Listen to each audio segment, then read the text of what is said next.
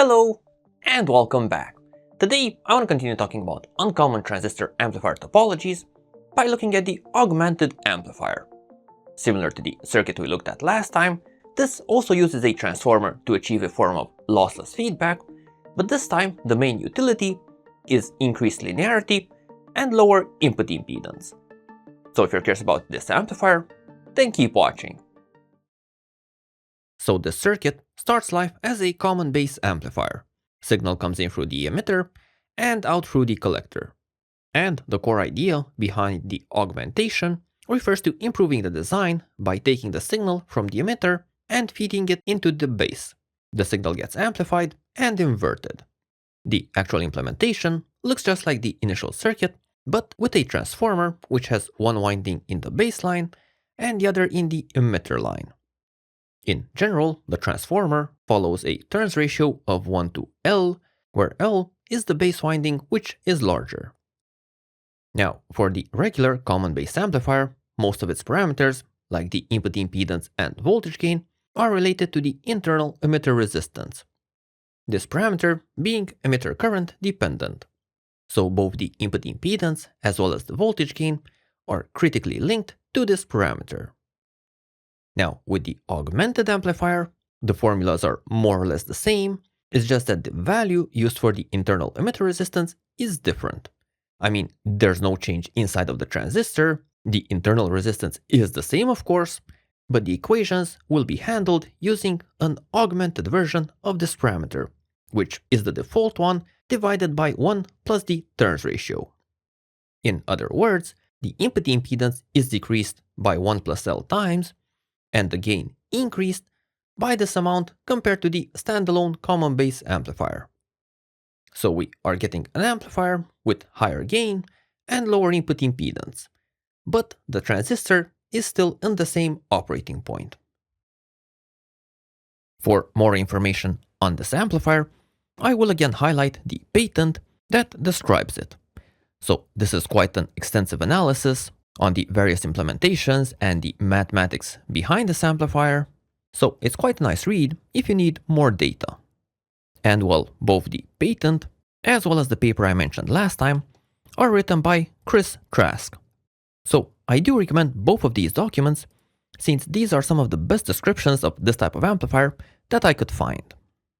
So while the theory seems sound, we should be getting some interesting properties, let's also try verifying things in the circuit simulator. There are 3 main things to look at: the input impedance, the gain, and the linearity. Let's take them one at a time. For the first set of simulations, I prepared both the regular common base amplifier on the bottom side as well as the augmented amplifier on the top side. I used the same transistor model, resistors, input signal source, and load, with the only difference between the two circuits being the addition of the transformer. So this has a 4.6 microhenry inductance in the emitter circuit, and on the base side, I use the same value multiplied by the square of the turns ratio. So this L is a parameter that we will be stepping through multiple values, just to see how accurately the amplifier parameters change with the turns ratio. Finally, the simulation type is AC, so we're looking at how the behavior changes with frequency. And I also added in the .NET statements to extract the network parameters for both circuits.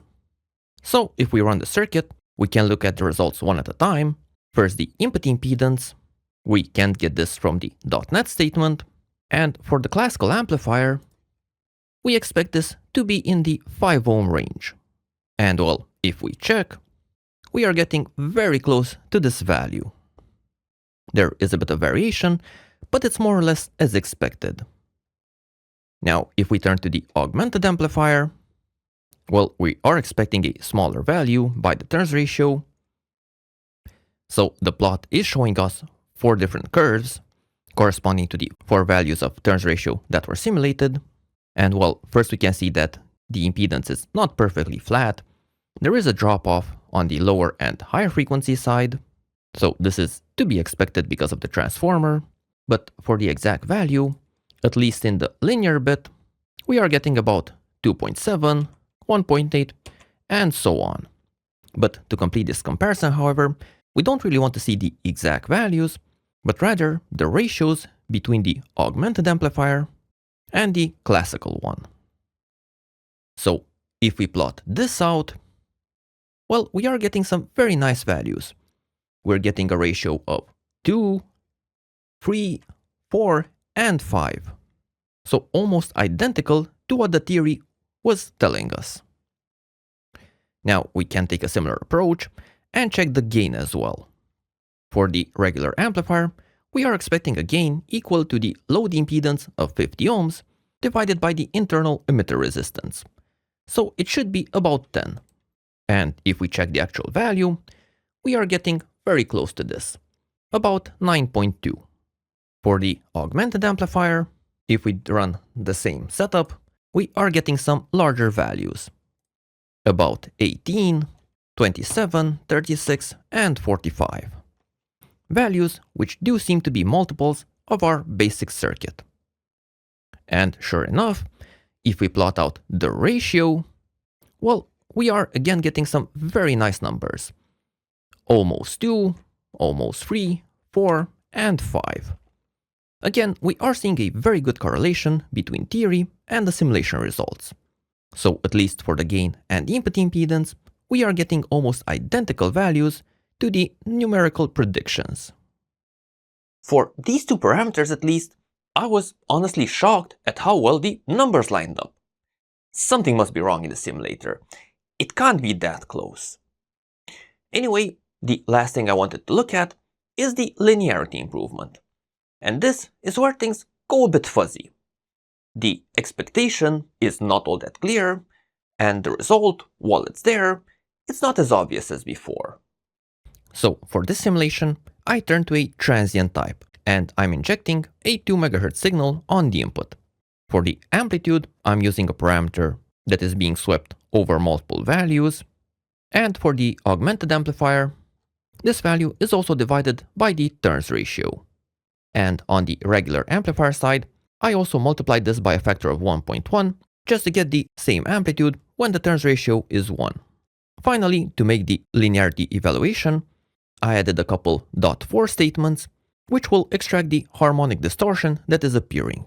So if we run the simulation, we can first check that the two output amplitudes are more or less the same, and for the actual results, we need to turn to the output error log. So here, for the common base amplifier, we can see the distortion levels of 0.11, 1.2, and 7.8%, whereas for the augmented amplifier, we are getting 0.05, 0.6, and 4.6%. So roughly half. Now we can also change the turns ratio, so rather than a value of 1, we can set it to 4.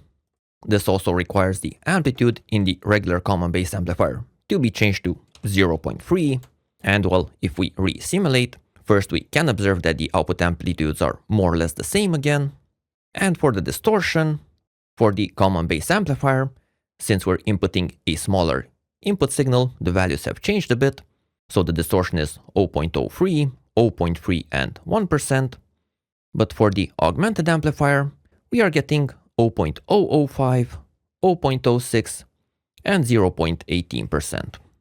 So the difference in between the two is starting to get bigger. In other words, the augmented amplifier is getting lower values of distortion when outputting the same amplitude signal in the same load.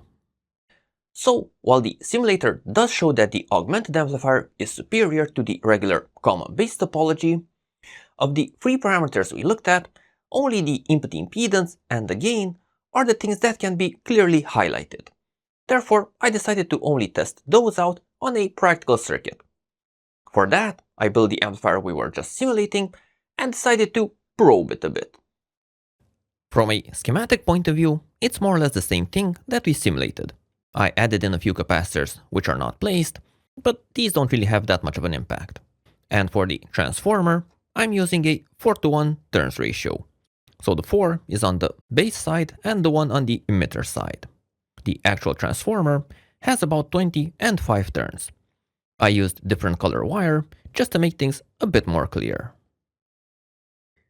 So to test it out, I connected the board to a power supply set to 7 volts, and then I have a 50 ohm signal generator connected to the input using a coax line.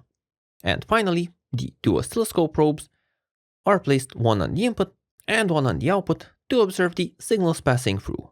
As load, I added a 50 ohm resistor directly on the board to the output terminals. If we now turn to the measurement equipment, we can first use the oscilloscope and wave generator combo to check the circuit is actually working. So I set the generator to output a 1 MHz 200 mV sine wave. So this should be well in the stable operating region of the amplifier.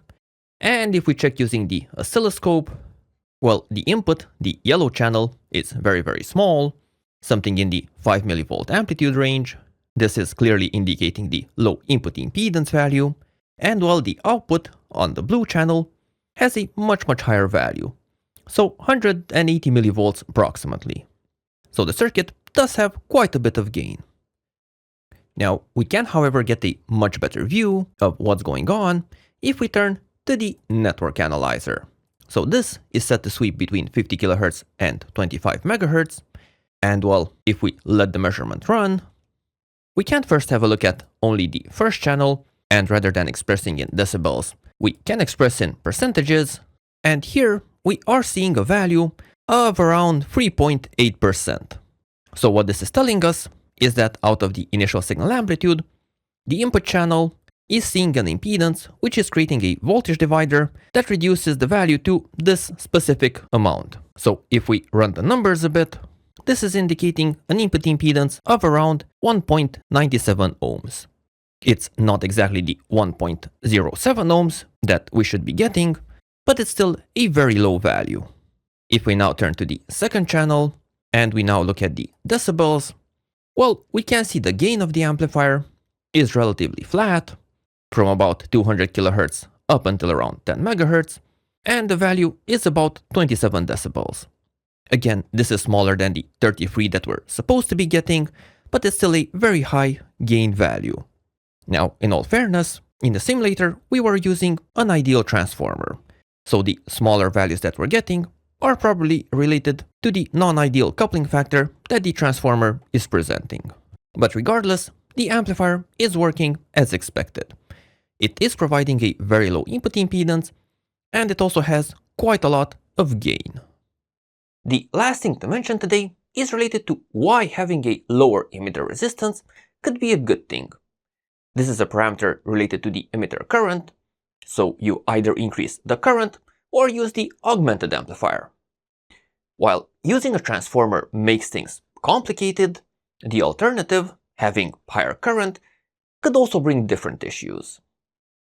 Now this is the datasheet of the BFR92A, a wideband NPN transistor, which features low noise and low intermodulation distortion. And the reason why I'm bringing up this particular transistor is that the datasheet also contains some characteristic curves describing these two behaviors. So first of all, looking at the noise figure, we can first observe that the noise figure is frequency dependent. Higher frequency generates more noise, and well, not much we can do about that.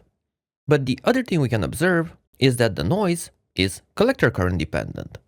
And here we can do something.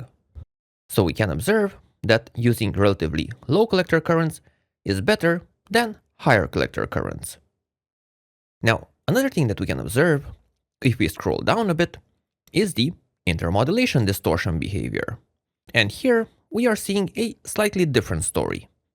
The best performance, so the smallest distortion, is appearing at relatively high collector currents.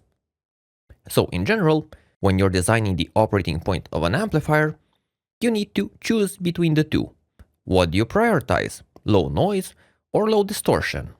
And well, this is an important thing when it comes to the augmented amplifier, since you can run it at relatively low current to get the noise benefit, and the augmentation provides negative feedback which improves the distortion behavior. So basically, you're getting the best of both worlds by using the augmentation technique. Now, while this is not a very common design, I did find this principle used in the Wellgood loop antenna as described on the M1GO website. So this type of loop antenna is considered by some to be one of the best loop antenna designs that you can make. And even though it's not obvious, the transformer uses the emitter to base feedback principle. So both the base and emitter are found on the same transformer. Therefore, this setup should provide the same type of low input impedance as you get in the single transistor circuit. It's just that here we have a more complex differential amplifier. In the end, the augmented amplifier does present some unique characteristics, which makes it an interesting choice when you need a low noise, low distortion, and low input impedance amplifier. Since the transformer only uses 2 windings, you can make this amplifier using commercially available parts. So building such a circuit shouldn't be all that difficult. Now, whether you need it or not, as always, depends on your particular use case. So with that said, hope you enjoyed this video, and if so, there are more similar videos on my channel that you might want to check out. And if you want to be up to date with my latest releases, also consider subscribing. See you next time. Bye bye.